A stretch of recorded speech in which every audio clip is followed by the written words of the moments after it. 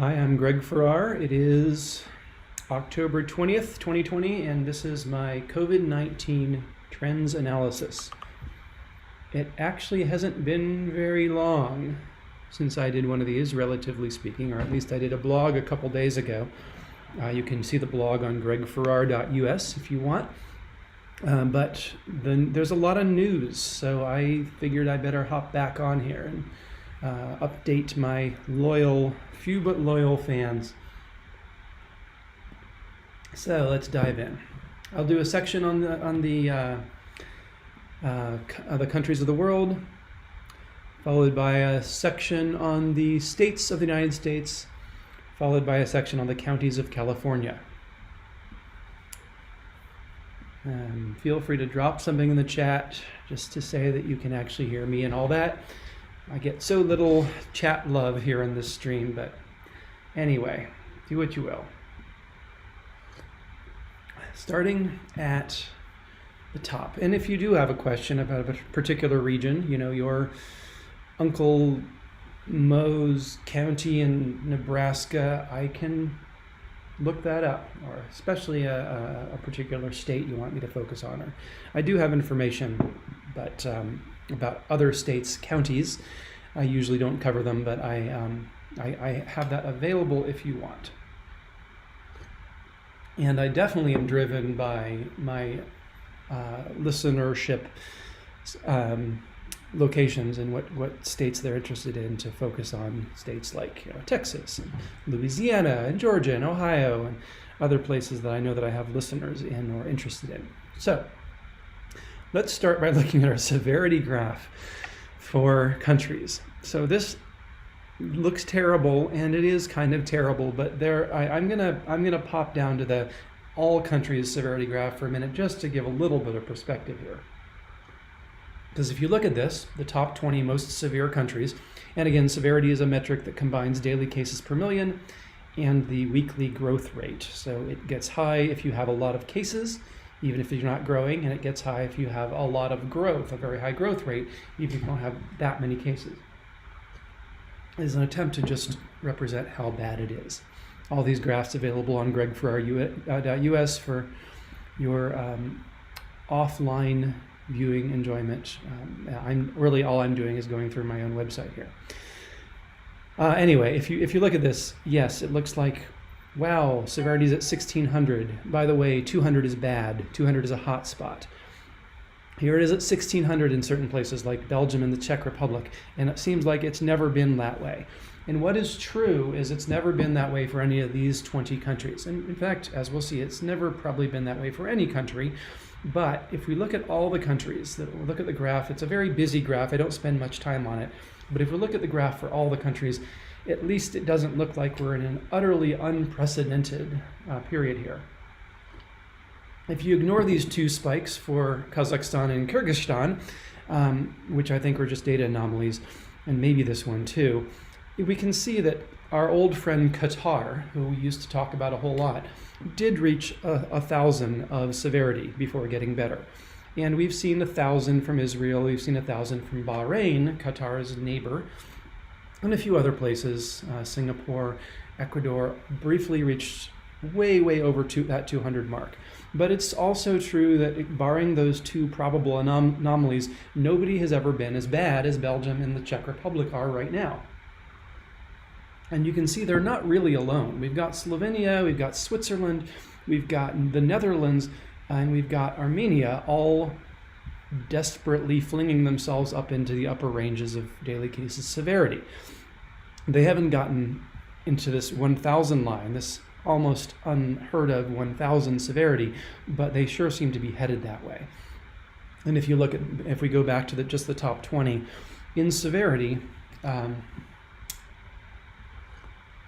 this is just bad news. We've got the top 20 are all severity hotspots. They're all over 200. It wasn't very long ago when we didn't have, I don't know if we had a time when there were no severity hotspots, probably not. But for instance, back in mid-August, the very worst was Peru with 300. It was slightly hot, just barely into hotspot territory. And here we have all these countries that are in hotspot territory. All top 20 are hot. And in fact, the fact that the lowest, the smallest of them is at 260 suggests to me that there may be 25 or 30 countries that are actually hotspots. So we're seeing a localized epidemic in a number of very hard-hit countries, many of them in Europe. If you look at this list, it's kind of a list of Europe. Not entirely, but it's pretty close. You'll notice the United States is not on this list. The United States is still not a top 20 country in severity. But if we wanted to look at just the United States, we can see that it is pretty close to a hotspot. It is a hotspot. Congratulations. The United States has just reached severity hotspot territory after having been, well, it never quite dropped, it barely dropped below warm. 100 is a warm spot. But it's been fluctuating and it never really quite had its terrible wave in July, never quite got over it, never really dropped down below warm. And here it is back again. So, as I often say, I have a bias. I have an optimism bias. At this point, looking at this, it's hard to see how I can use my optimism bias on these graphs. This is just pretty bad news across all of these 20 or 30 countries. And they're just shooting upwards. There's not a sense that they're peaking, and maybe one of them. Who is it here? The UK might have a little bit of a sense that it's peaking in severity. Maybe it's going to drop down, but that's too soon to tell. The rest of them are just shooting upwards and have been for days now at a very alarming rate. So if there's a cause for optimism, it is the fact that mostly these countries that are being hard hit now are not countries that were hard hit in the past. I still have this sense that once a particular country gets it, our region, especially state, once this particular state gets an epidemic, once a state is hard hit, it doesn't tend to be hard hit again. And we'll see this in the states as well when we get there. New York, for instance, terrible spike to begin with. At this point, it's okay. Not looking great, but it's okay. Arizona, Florida had these terrible spikes. They're not the states that are driving the latest wave in the United States, as we'll see. And similarly, these are not the states, as I recall, that were the really bad ones in the first wave. We do have Spain here, which has managed to... Spain? Severity is weird in the way it looks at historical data. We'll see this better when we get to the daily cases per million. But Spain really was a hot spot in the early days, in the first round, and it is again, or at least it was a warm spot. It was barely a warm spot in the first wave. Maybe we'll talk about that some too, that the wave we're seeing in Europe is unprecedented in Europe. We had a wave, Spain, Italy, and a few others in March and April. But this one is much higher and much worse. So Spain is kind of an exception to that, but generally we're seeing that a lot of these are countries that didn't have a terrible wave to begin with, and now they are. So I don't know where these are going, but they certainly are not headed in the right direction. Let's take a look at daily cases per million, looking at just the top 20. Now, daily cases per million is a great metric because it lets us compare anyone to anyone. We can compare countries because it's adjusting for population. How bad does a country have it? We don't just say, oh, the United States has this huge number of cases and therefore it's worse than this other state. Or the United States has 200,000 and the other place has 100,000, and so it's twice as bad. We can adjust by population and we can get a sense of how bad it really is after adjusting by population. And after adjusting by population, the United States is actually 20th. It is actually 20th in the world. So in which, just as recently as my blog a few days ago, I was saying, good news for U.S. Residents is the United States is not in the top of this list.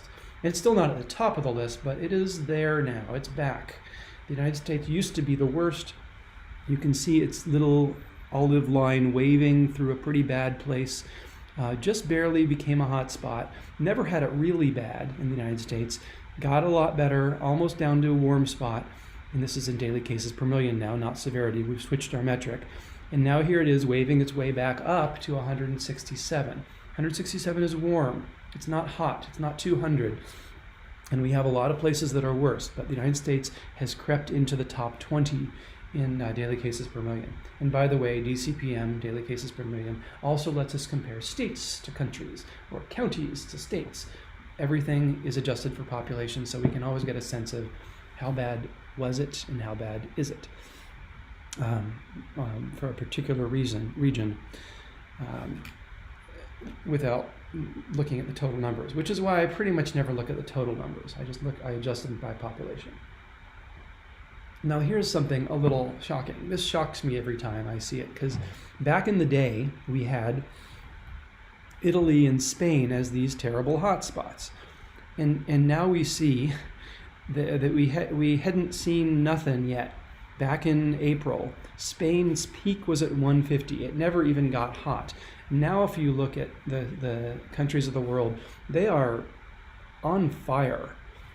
We have here again the Czech Republic and Belgium, which are just shooting upwards. These are numbers that are, let's go again to the, I don't have all countries for some reason. I was seeing this earlier. My all countries graph is gone, which is too bad, because we can't do the same thing that we do with severity, where we say, well, how does this compare to historical for all countries? Like Qatar, which was one of the worst, has now rolled off the top 20 and doesn't even show up on this graph. Well, we sort of saw that in the severities graph. We are in an unprecedented place in terms of the number of very high daily cases per million countries, but it's not a factor of 10 or something. We're just something like 50% above the worst we've seen. But that's plenty bad. And we also can't see, because we don't have the full graph of all countries right here. Hopefully we'll be able to fix that. I really have no idea what's going on with that graph. It's nice for zooming in on particular countries, especially those that don't appear in the top 20. And maybe we can see it on I wonder if this one's going to work. No, this is daily cases. This isn't daily cases per million. All right, never mind. We'll stick with this graph. We'll also be able to get to the growth rate graph, also very useful to get a sense of how these different things are doing. I realize I'm half off the screen on my head is cut off. So let me adjust that. I can't see my screen as well now, but you can see me better. So yeah, let's see. Here again, this is just a tour de Europe. We have Czech Republic, Belgium, Netherlands, well, Argentina. Argentina is actually kind of interesting, because we had a Central South America wave. It was the epicenter a couple months ago. And Argentina, you can see, is this it? No, that's Israel. Where's Argentina?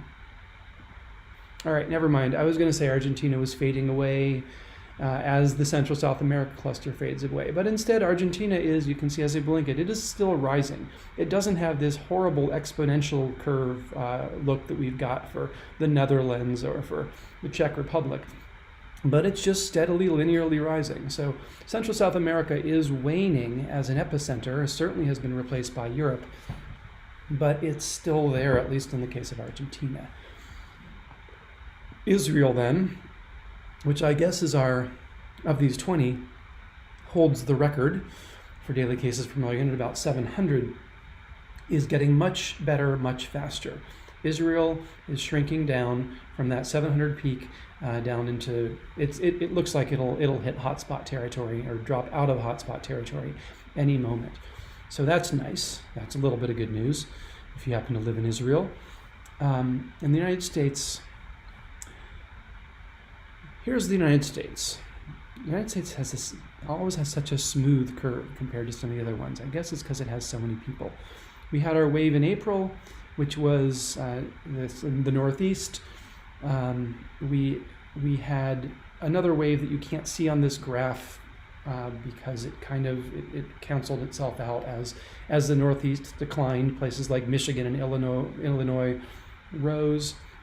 And then we had the really terrible wave the Arizona and Florida and a few others wave in July. And it seemed like things were getting better, but not so much. But again, the decline or the rise here it's the rise of a certain geographic area in the United States, specifically the central northern area. I think of it as the Dakotas, and they've just infected everyone else around them, but especially the Dakotas. It's the rise of those regions, coupled with the fall off of all whoever contributed to this. Florida, for instance, we'll see this in the States, that results in a lesser rise than we might have seen. If the whole country were going the way the Dakotas are going, we'd be at 2,000 here or something. We'll see in the next section. Whereas the actual daily cases per million for the Dakotas, or at least for South Dakota, because oddly I have no data for North, but fortunately they move in tandem.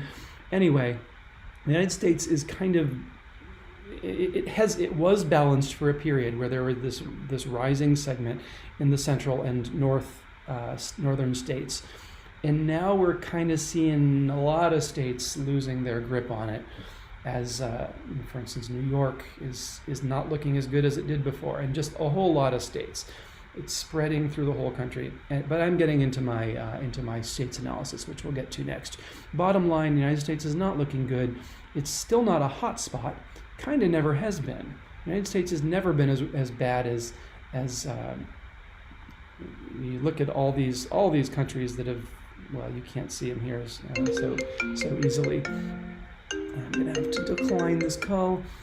Maybe I'll turn myself on Do Not Disturb. But a lot of countries have done a lot worse at their worst than the United States did at its worst. But they tend to be smaller countries, but now we're seeing Europe come online and start to shake that model. But the United States, in any case, doing worse, not dramatically, but certainly on an upward trend and not looking great here. And we will get into that more when we get into the states individually. Let's look finally at the countries level, at the growth rates. So this graph shows the weekly growth rates. 100 is 100% growth week over week. 0 is a steady growth, no growth. And below 0 is a shrinkage. As we can see, and here's that white growth line. I'm going to zoom in a lot here. As we can see, the 20, and this graph shows just the 20 hottest states in daily cases per million. So these are the countries. These are the countries that have the most cases adjusted for population. We have had times when the whole world seems to be headed towards recovery, when the hottest countries show a negative growth rate. They're all below 0. Everything is kind of headed downward, and that tends to show up as those daily cases per million graphs headed downward. But as we saw, the daily cases per million graphs are not headed downward. We have quite a sharp increase in some of the countries, especially in Europe. And I believe the legend, by the way, I think it's sorted by hotness in daily cases per million. So the Czech Republic has the most cases, daily cases per million, not the highest growth rate, which is what this graph actually shows. So we can kind of get a lot of information from this graph. We can see what are the hottest countries in daily cases per million. We can see how fast are they growing or shrinking. And we can also, I think that's actually all we get. But we get to see that for just the hottest ones. So this is a kind of terrible graph. We have just two good lines here. Bahrain, which used to be one of the worst. Bahrain and Qatar for the longest time were way up there in daily cases per million. Not anymore. Bahrain is sliding down the scale here and is shrinking week over week, 20%. Very nice direction. Israel, as we saw from the other graph, shrinking. This is just another way of saying that. We saw it as a sharp downward slope from Israel, but having a number far below the thick white 0 line here also means that Israel is shrinking. And its shrinkage is accelerating because over time, the shrinkage rate, 9%, 16%, 25%, drops and drops and drops. And so there goes Israel out of the running for top hotspot, which is very nice for Israel. Everyone else in the top here, though, is doing fairly badly. They're all at least growing. There's a cluster here that's not too bad, including the United States, with a mere 12% weekly growth rate. That's not a great number, but I don't really get alarmed until we get to 20%. But all of these are alarming, all of these. France, 34% weekly growth rate. Georgia, the country, 37%. United Kingdom, 40%. At least it's dropping, which is mostly not what we're seeing here. What we're seeing is growth rates that are very high and roughly staying there, but at least the United Kingdom is showing some sign of dropping in its growth rate. Still very high at 40%, but at least it's heading back towards zero. When it hits zero, that'll be the peak of its daily cases graph. And then just these numbers, I tell you, Slovenia, 100% growth rate. Switzerland, 140% weekly growth rate. We do not often see numbers like these. So Europe and some other countries are in pretty bad shape. Other regions are in pretty bad shape. We also have Costa Rica. How's Costa Rica doing here? Yeah, as I blink the purple line, you can see Costa Rica not doing too badly, still slightly growing. Another example that the Central South America cluster is waning. Argentina, how about that? Also looking pretty good with an only 4% weekly growth rate, still growing, but another piece of evidence that the Central South America cluster is waning. The new hotspots are Europe and I'm afraid to say the United States. I'm going to briefly swing over to the New York Times graph, not graph, but map, recognizing that this is a non-political podcast with no political leaning. I also recognize New York Times does have a political leaning. I tend to show it anyway because I like its visualizations, but I'm not making any sort of a political comment by showing this particular news source. However, we can see worldwide, the United States is now one of the hotspots. Kind of sad. We were doing so well. Here it is, the United States looking pretty red compared to the rest of the world, and the rest of them are in Europe. I guess we have one down there. I actually don't know my South American geography well enough to identify that country, I'm sad to say, but at least Brazil is better. Chile is better. Is that Argentina? I'm just going to look it up. I should know, as a fan of Evita, where Argentina is. Indeed, yes. So I guess Argentina. Yeah, so here we go. Here we go back again. The United States is red, I'm afraid to say. So the news is pretty bad at the country's level. It's certainly much worse than it was a month ago. There are many countries that are not growing. This is the extremely messy all the countries growth rate graph. It's not actually as useful as if we had the daily cases per million graph, but that one's mysteriously blank right now.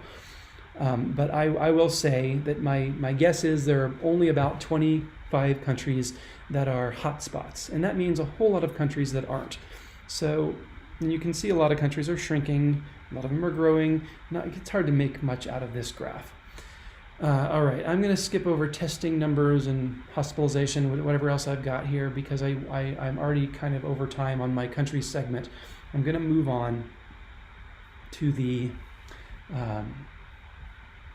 states of the United States. But in summary, the countries, especially Europe and kind of the United States, are going in a pretty bad direction. We'll keep watching, and I'll probably start doing these live streams more often until things settle down a little bit. Because right now, it's anyone's guess. We're certainly not at a peak. Certainly not at a peak. Not in Europe, and it's anyone's guess when we're going to reach a peak. But it appears that Europe is currently experiencing by far the worst COVID outbreak that Europe has had, and it's right up there with the big boys in being the worst, some of the worst outbreaks that any country has had. Moving on to the states. Okay. So in severity, here we have the states. And the news is bad here as well. It actually looks a lot like the countries. Our states graphs are rising in many, many states. And just as Europe was the epicenter, as we saw, the Dakotas and the halo around them is the epicenter now. And it remains to be seen whether that halo will actually grow to encompass every state. I kind of think not. And the reason I think not, as I've been harping on for months now, including in my Medium article, is that I get the sense, and this is on a little I'm on shakier ground now than I was when I wrote the Medium article, but I get the sense that once a state has had a bad wave, it does not tend to get another bad wave. And there is certainly evidence here that none of these states listed here, none of them, with maybe one exception, Utah being maybe the only exception, none of these states are states that have had a bad wave already. They've had small waves, but none of them is New York. New York is not here. Michigan is not here. Illinois is not here. Louisiana is not here. Arizona and Florida are not here. The states that have really been hard hit are not part of this current wave. And so, and those are the states that formed and generally the Northeast is not here. The West Coast is not here. West Coast has never really had a bad wave, but Northeast certainly did. Arizona and Missouri and the Gang of Six. Let's see, Arizona, Arkansas, Alabama,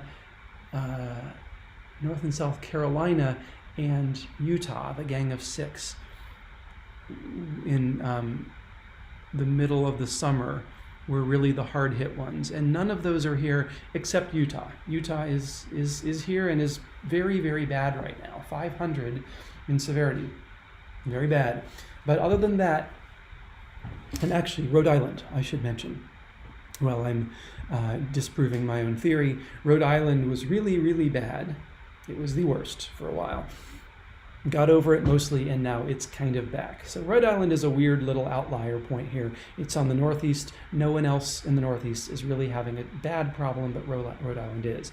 But the general trend here, the general pattern here certainly is that we have the north and the central north of the United States experiencing a wave. So why would that be? Well, we've been warned by when I was ringing my bell about how we're never going to see another wave in the United States again before we get a vaccine and then it'll all be better.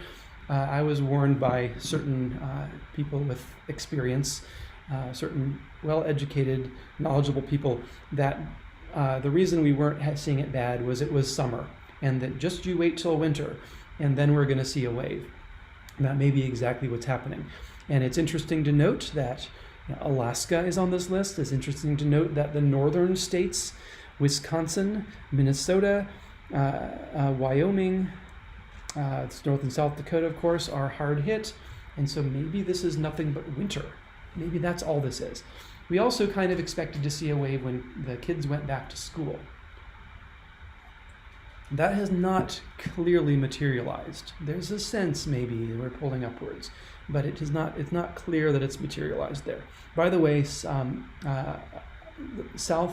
hemisphere states did tend to have their wave in their winter, and hence the Central South America cluster of Brazil and so on. When it was their winter, they were experiencing a pretty hard wave. So more evidence that we may be experiencing a winter wave. And if so, this might just get worse, and we'll see it spreading southward. There was also this would sort of explain why California hasn't been hard hit, isn't hard hit, and in fact is a glorious outlier in this terrible, terrible news that we're seeing, because California doesn't really have winter. Not really, kind of, but it never gets terrible in California. At least parts of it are quite temperate year-round. And so maybe Californians will just keep surfing in December or whatever they do, and we won't even see them packing indoors with a bunch of their friends and all giving each other the virus, which is what supposedly is going to cause this winter wave. As people don't go outside, they go inside because it's too cold outside, and then they're inside with other people and they spread the virus there. We'll see. Maybe people will start masking up inside. Masks seem to be effective, and maybe we're going to all start wearing masks inside once we see what terrible things have happened in South Dakota and North Dakota. Again, North Dakota isn't on my data because for some reason it's not in coronaDatascraper.com's data, but South Dakota is pretty much in lockstep. So we can look at South Dakota, and so far at least we've pretty much known what's happening in North Dakota by looking at South Dakota. And what's happening in South Dakota? Well, it's got 1,000 severity. Also Montana, almost 1,000. Guam, the territories come and go. They have their own extraordinary waves. Look, there's Guam again in August, where it was almost 2,000. So territories work by their own rules, it seems. Wisconsin, Nebraska, Utah, Wyoming, Idaho. You see the geographic pattern here. And that, again, is this. That is the geographic pattern here. Notice the West Coast is okay. It's not, it is no Africa. It's not New Zealand, but it's okay, the West Coast. In the Northeast is pretty much okay too, though I think I'm seeing just a hint of a problem there, and that might be New York. Hard to see from this far away, but we'll see. There's definitely a danger here that there's a plausible theory that this is winter creeping down the United States, and that in the end we're going to see it in a lot of other places. So if there's any good news here broadly across the United States, it's that only 20 roughly states, just like in the countries, only 20 states are severely hit. That's a lot of states, but that means that 30 or maybe 25 are not. And so that's something, I guess. Looking at severity overall, yeah, it's not much to learn from that graph, I don't think, right now. Let's look at daily cases per million. We can see severity again combines essentially this graph with the next segment, the growth rate graph. But daily cases per million also looks pretty terrible. Where's my live dashboard? I suddenly realized that I'm not seeing. Okay, good. There's my live dashboard. I do appear still to be live. Excellent connection, it says, though I see this little colored square in my streaming software blinking sometimes to red, so I have a feeling that I'm dropping out sometimes, but I'll just keep talking as long as it mostly stays green. So daily cases per million. Again, we can compare this. This metric is comparable across all regions. We can compare these to the countries. And for instance, let's just pop back to the countries real quick and look at daily cases per million. No, this is severity. Daily cases per million. Okay, I turned off everyone but the United States. And we see the countries of the world, the top 20 were in middle warm spot territory. United States, for instance, at 167, not quite a hot spot, which would be 200, but definitely pretty warm. And they go up to about 700 for the very worst, the Czech Republic. You look at the United States, and it looks familiar. The United States is actually worse than the countries as a whole, in that our worst case, South Dakota and probably North Dakota, is more like 800 than 700, and our best case in the top 20 is more like 200 rather than 170. But still, the trend is surprisingly similar. We don't tend to see the states move in the same direction that the countries move. They tend to follow their own paths. But right now, for whatever reason, we have a miniature Europe in our north central, and it's doing all the things that Europe's doing. It's shooting into the high 100s, very, very high daily cases per million, numbers that we don't often see. Oh, good. I do have my all states graph here, the graph that for some reason had disappeared for the countries. And we can get a really good historical sense of how bad is it now. Here was the first wave. Remember New York?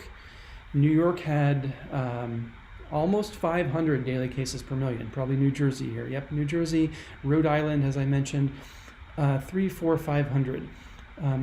Connecticut and Louisiana in that first wave, and Delaware, I guess, and other northeastern states. We had a few hot spots.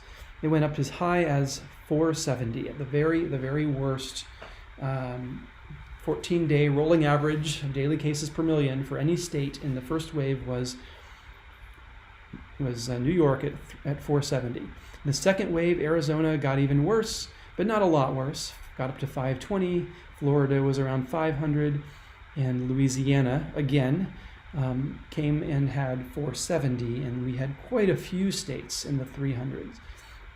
Well, we've set a new record. Ladies and gentlemen, we have set a new record.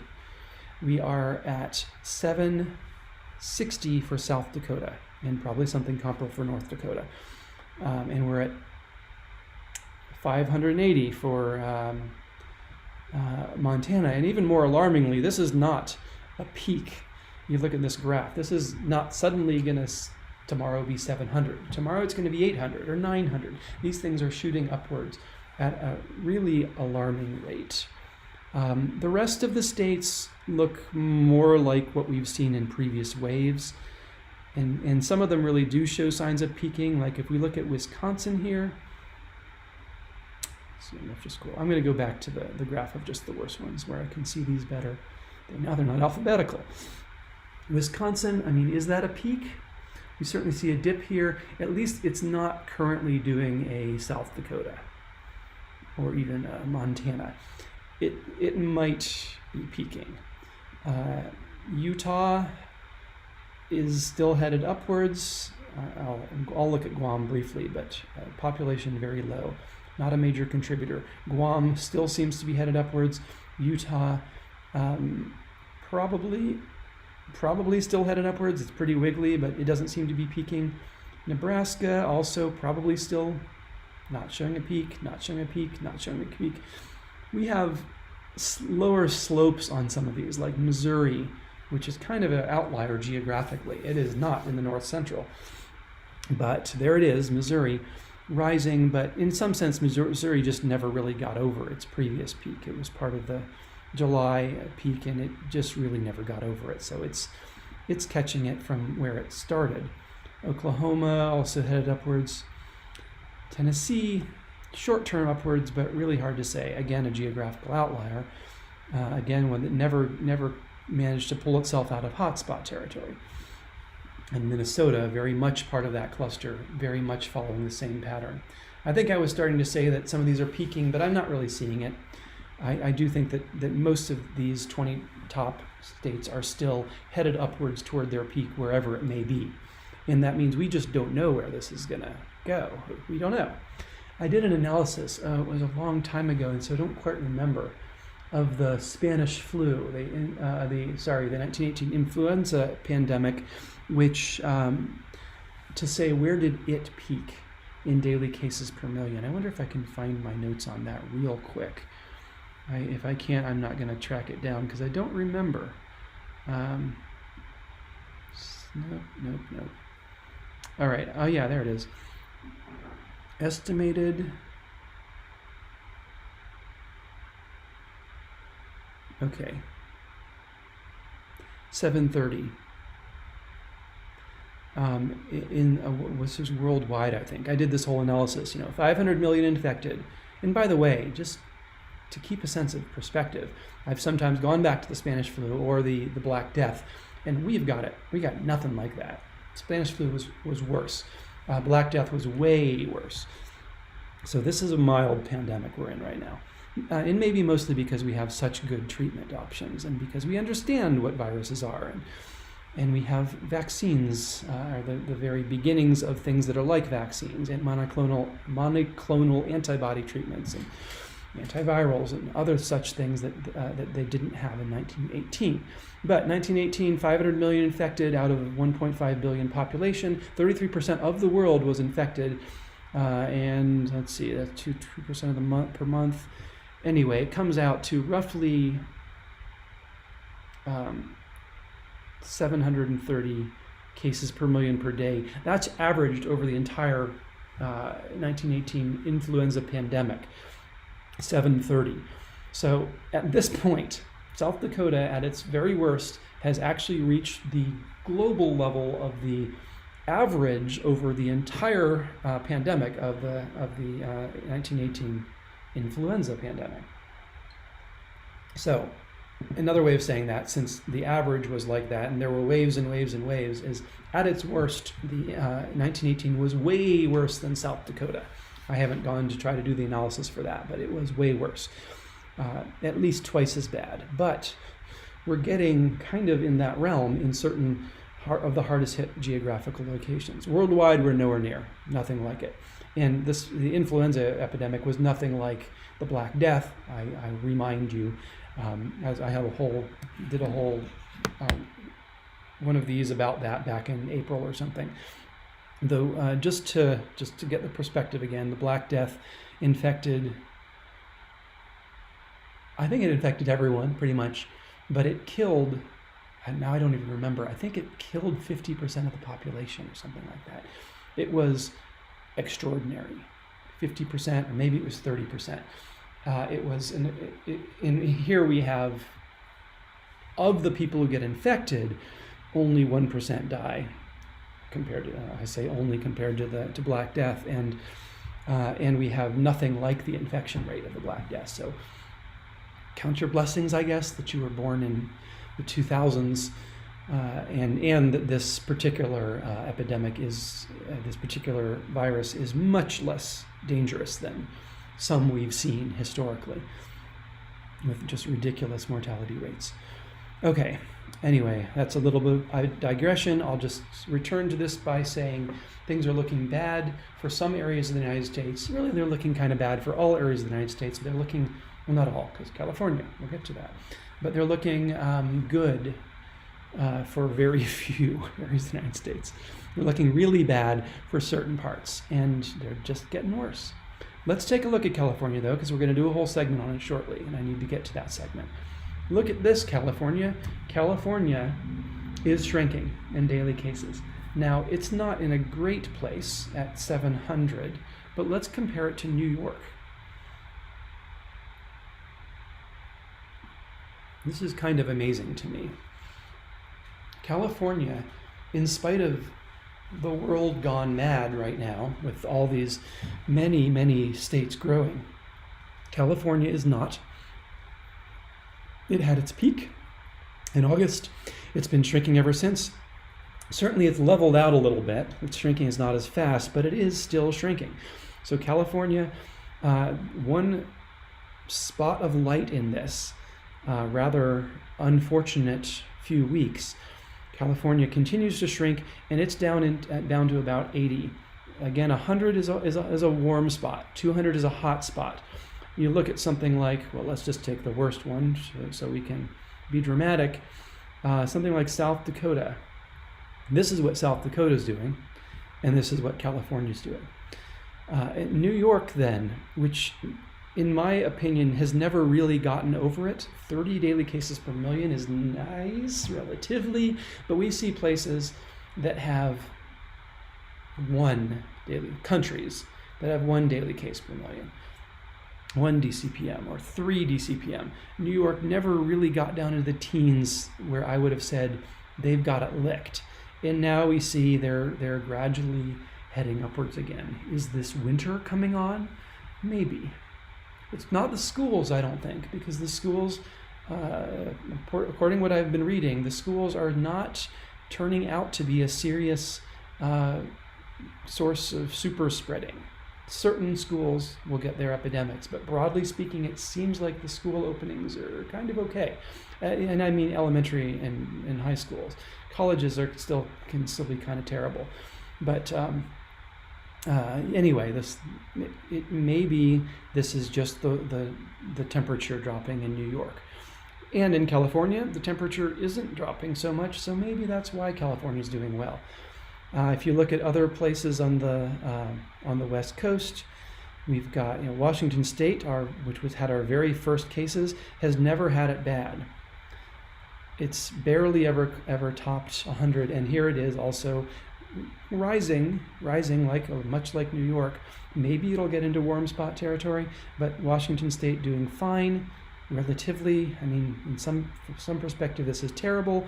A lot of people dying, but relative to the rest of the country, the West Coast keeps doing well. And Oregon also. Oregon has never had a serious outbreak. and is even now, though it's rising a little bit like the rest, it is not having a serious outbreak. But California is even bucking the West Coast trend by dropping and dropping and dropping. Maybe it'll turn around, but California's looking good. All right, I'm over time. I need to move on to California. We've just talked about it in broad, and well, let's just throw in actually just a couple more for my loyal listeners. Texas, which had a pretty bad peak, mostly got over it, but never quite dropped down below 100, and now it's rising again. Texas in warm spot territory, certainly nothing like the hard hit states, but it certainly is not out of the woods either. It is still a warm spot. Louisiana actually is pulling California as well. I hadn't seen this graph until just now, but Louisiana bucking the trend, dropping, but it's still a warm spot, just barely. It hasn't gotten quite as far down as California, but Louisiana, relative to a lot of other states, is looking pretty good. It's at least plateaued, and its plateau is not terribly high. But it does need to get down way lower than that before we can say that it's anything like over it. It's still a warm spot. Okay, moving on to the counties of California. Severity. We have some really crazy numbers in the history here, so I'm going to have to zoom in before we can do anything reasonable with severity. So this is a pretty nice graph compared to what we've just been looking at. The severity graphs we saw for the states and for the countries showed some countries pushing 1,000 or 700, or we had these numbers in the high hundreds. What we see here is that though there are a few warm counties, quite a few warm counties, well, there aren't that many. Let's really zoom in. There are no hotspot counties.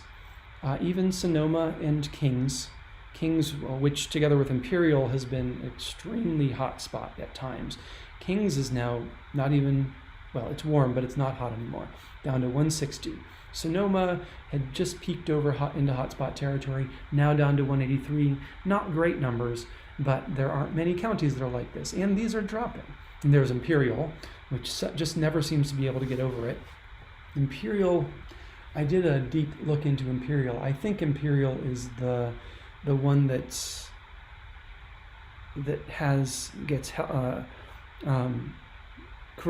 COVID patients from Mexico over the border, and so when Mexico had a surge, then Imperial was getting a lot of U.S. citizens who live in Mexico.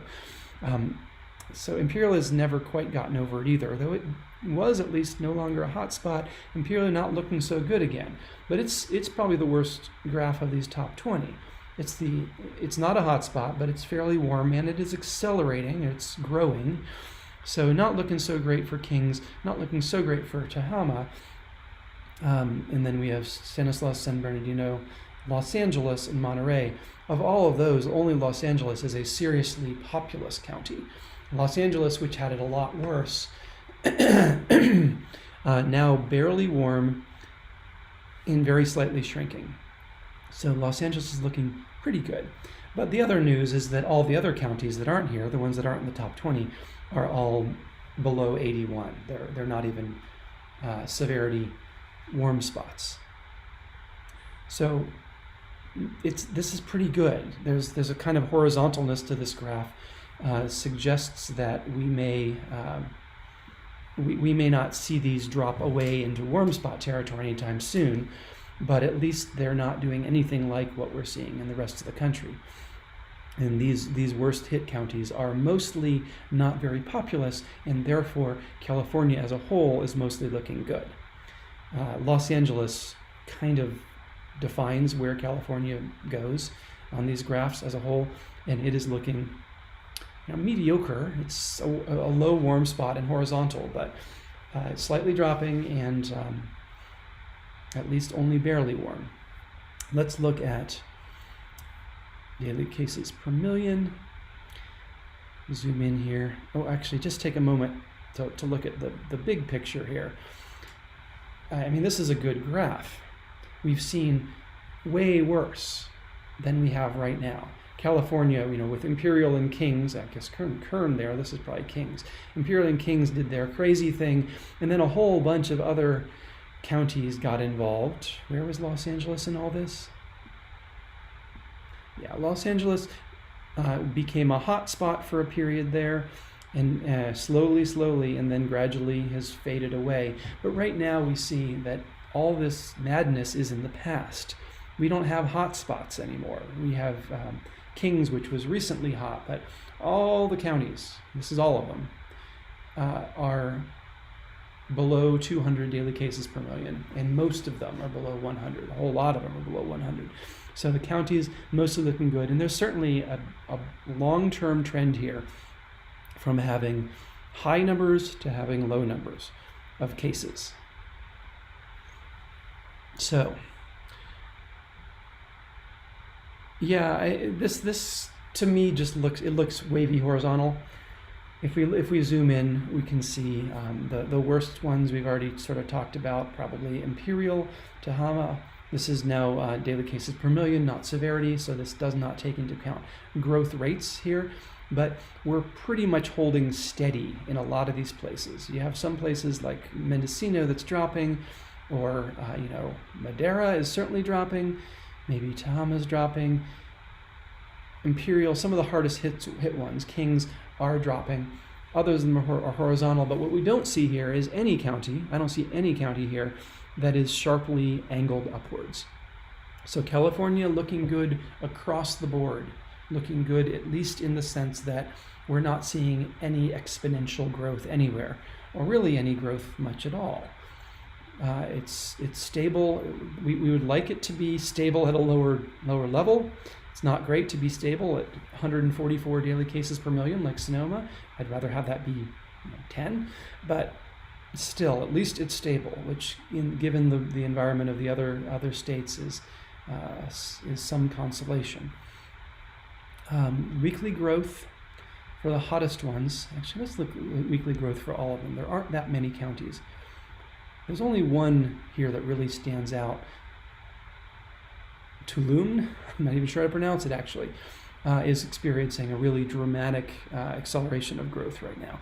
But it must not have that many cases because it hasn't showed up elsewhere. So this might be something like, oh, they used to have 5 cases and now they have 10 cases, now they have 20 cases, and that's really fast growth, but still very few cases. They don't make it into our severity graph. This is a good graph broadly. The white line showing zero growth. A lot of counties are shrinking in zero growth. Just a few of them, just a handful, are growing at all strongly. Placer, Yolo, Stanislaus, Nevada. Again, these are not usually, I think these are not super populous counties. These are not your Los Angeleses or your San Diegos. Let's look at Los Angeles. Los Angeles barely growing. It is growing, but just barely, 2% per week. Let's look at San Diego. Similar, barely growing. Let's look at the Bay Area.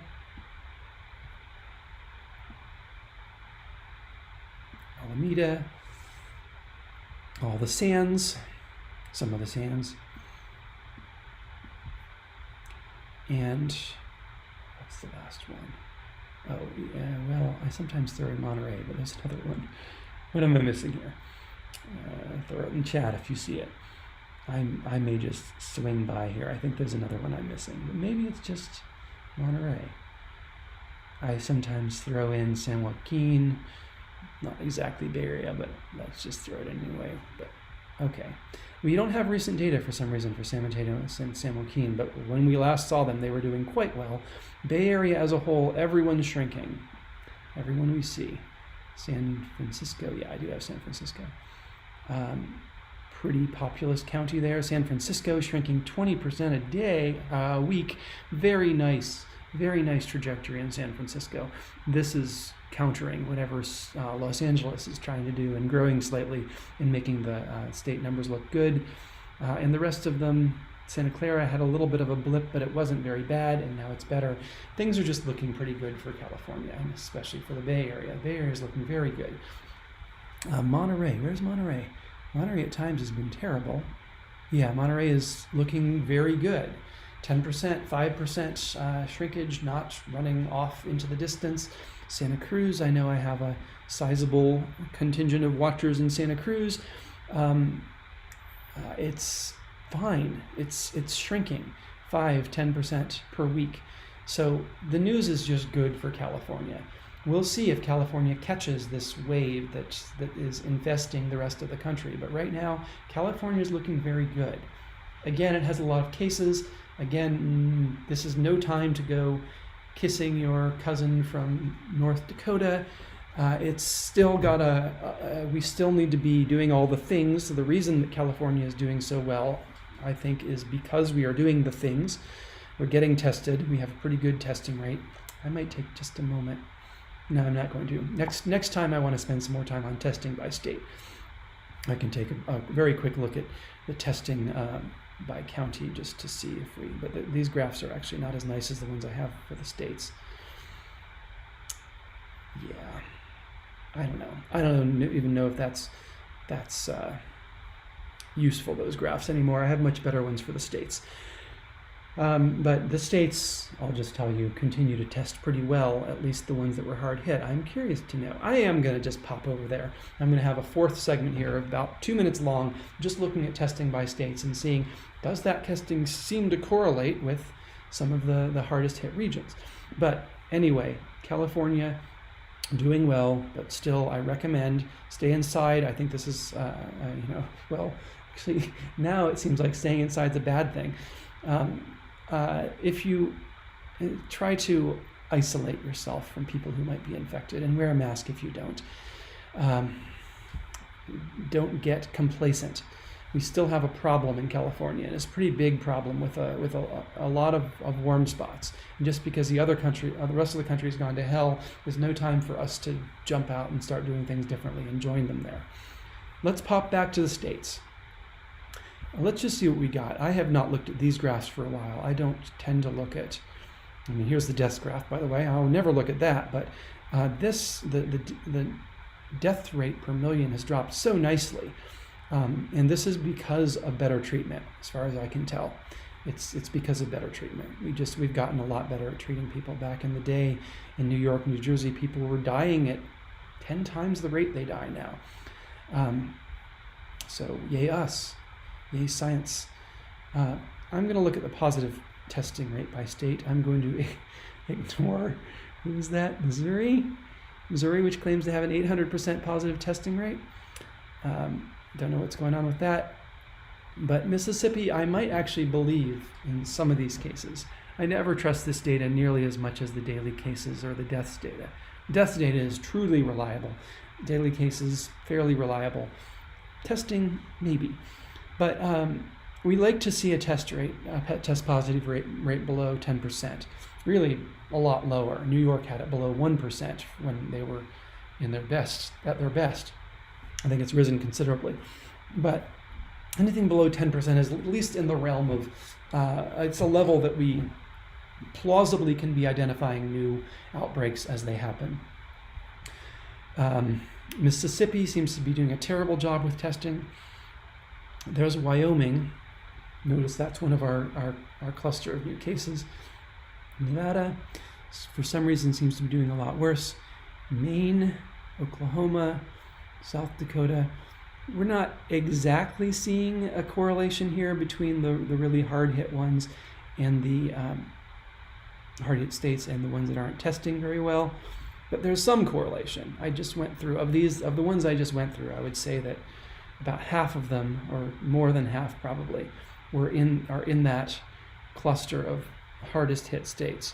To some degree, if you have an epidemic and you keep your testing flat, you're going to see a higher testing rate. So this can also just be seen as evidence of an epidemic. If you're only testing a constant number of people and you have a lot more people with the virus, well, you're going to see a higher percentage. But the ones that have it under control in any sense at all are these down here, in terms of testing rate. When you've got a testing rate of 20%, it just means you got to do more testing. You need to be doing more testing. You need to be driving it down to 10% or 8%. California had 8% as its as its rule for unlocking counties, and that seems like a pretty good number.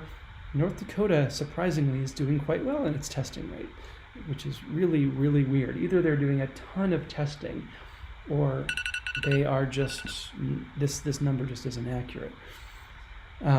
Yeah, all right. And so then all the rest of these, I'll just go through it. If you want to slow down the video, you can see if your favorite state is in this happy list of states that are doing, that have less than 10% positivity. Less than 10% of the tests they do come back positive. And I think you would find that these are generally the states that are not having those epidemics. Let's look at California. California is at 2%, 2.5%. That's very good. California is doing very well. And this means we're not being complacent, not with testing anyway. We'd love to see that number be lower, but again, 8% was the benchmark that California set for itself. And here it is down at 2.5%, suggesting that California has successfully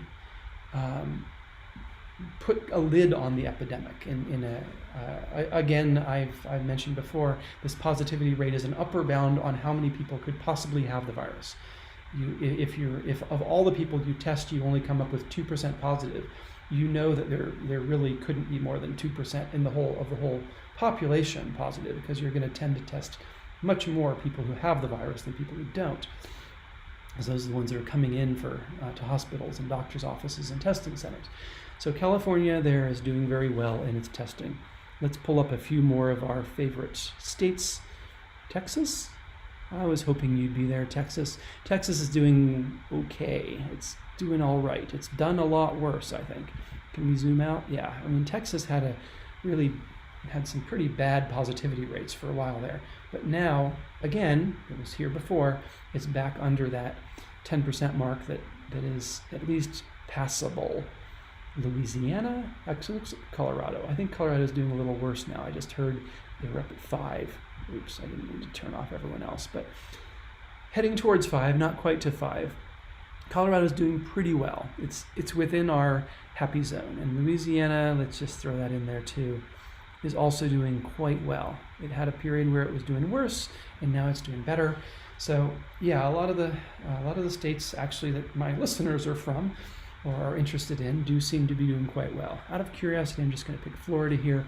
Florida had a terrible epidemic in Arizona, and they have really got a lid on it. Florida's still above 10%, but it's obviously trending downward. Arizona has picked up its testing, clearly.